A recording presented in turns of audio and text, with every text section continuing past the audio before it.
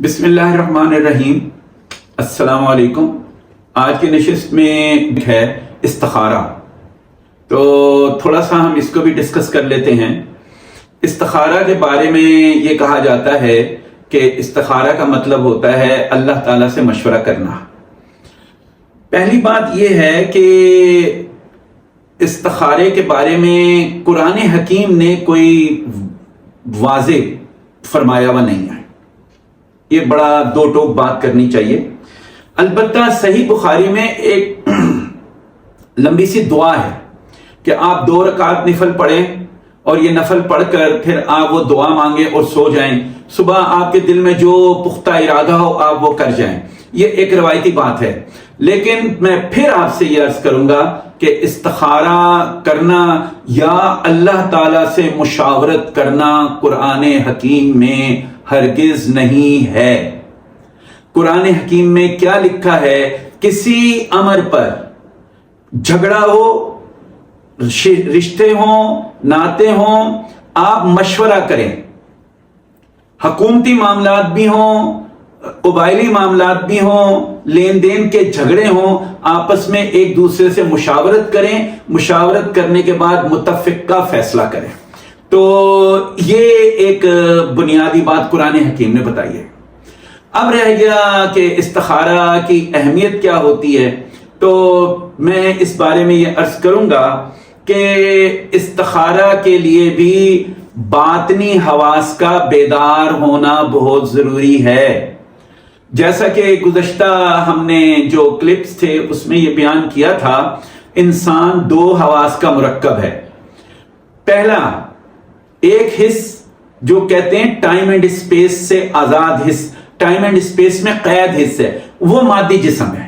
یہ بات پہلے تو ازبر ہونی چاہیے ہر انسان کو۔ ہم 2 حواس کے ساتھ زندگی گزارتے ہیں۔ بیداری میں ہمارے حواس ٹائم اینڈ اسپیس میں قید ہوتے ہیں، اور جب ہم نیند کے عالم میں چلے جاتے ہیں تو ہمارے حواس ٹائم اینڈ اسپیس سے آزاد ہو جاتے ہیں۔ تو لہذا جب ہم ٹائم اینڈ اسپیس سے آزاد حواس میں داخل ہوں با اختیار طور پر، کیونکہ ایک بڑی امپورٹنٹ بات ہے، استخارہ ایک ایسی چیز ہے کہ آپ اس وقت تک کوئی فیصلہ نہیں کر سکتے جب تک استخارہ کرنے والے کا ذہن شفاف نہ ہو، یعنی اس کے اندر کوئی کینہ نہ ہو، حسد نہ ہو، پیسوں کی کوئی طلب نہ ہو کہ وہ پیسہ پرست ہے۔ پیسہ پرست تو وہ تو پھر مادیت میں الجھا ہوا ہے، تو وہ ہرگز استخارے کا اہل نہیں کہلاتا۔ تو یہاں پر یہ ضروری ہے وہ بندہ جو اپنے ہمزاد یا نسمہ پر عبور رکھتا ہو، یہ حضرت خواجہ شمس الدین عظیمی صاحب کا فارمولہ ہے جو میں بتا رہا ہوں، اور لوگ متفق ہوں یا نہ ہوں، لیکن اس چیز کے اوپر ہم نے اپلائی کیا۔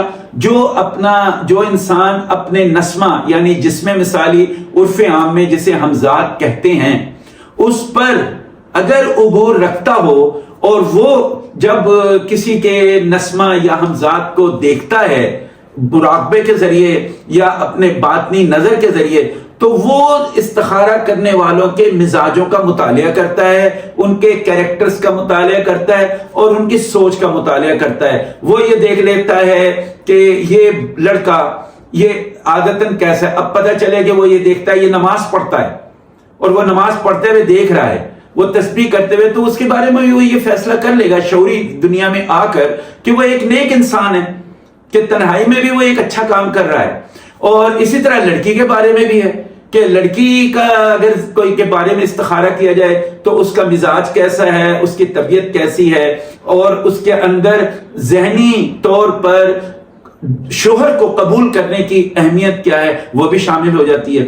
اسی طرح 2 جو ہم کیا کہتے ہیں آپس میں جب 2 فریق ملتے ہیں کاروبار کرنے کے لیے، شیئرنگ کے لیے، یا آپس میں جسے ہم کیا کہیں گے کہ آپس میں پارٹنرشپ کرتے ہیں، ان کی طبیعت کا بھی مطالعہ کیا جاتا ہے۔ لیکن اس مطالعے کے لیے ضروری ہے کہ نسمہ یعنی انسان کا اپنے جسم مثالی پر کنٹرول ہوگا، تب ان حواس کے ذریعے دوسرے کے نسمہ کا مطالعہ کرے گا، کیونکہ دوسرے کے نسمہ میں ہر چیز اس کا جو کیا کرایا کردار ہے نا، وہ سارے کا سارا پیوست ہوتا ہے۔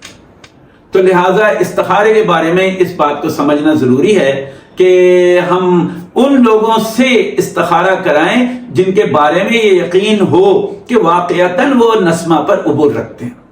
تو اگر اس کے بارے میں مزید وضاحت کی ضرورت ہوگی تو آپ ہمارے چینل پر ضرور کومنٹس کیجئے گا.